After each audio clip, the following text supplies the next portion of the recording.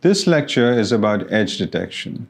From the perspective of information theory, edges are really important to computer vision. An edge is a location where you have a rapid change in image intensity.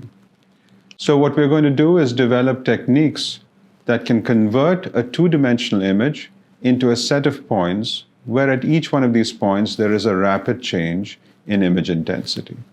So we'll start off with looking at what is an edge. What are the physical phenomena in the scene that manifest as edges in the image? What are the attributes of the edge that we would like to compute? And what are the performance criteria that a good edge detector should satisfy? Next, we'll develop a theoretical framework for edge detection.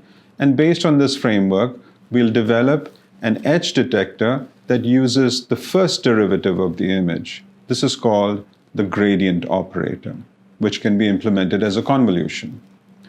Next, we'll look at edge detectors that use the second derivative of the image, and that operator is called the Laplacian operator.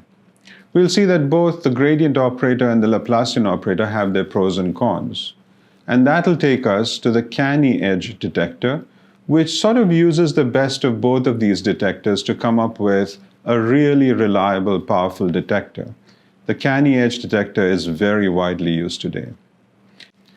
And finally, we'll look at the problem of corner detection.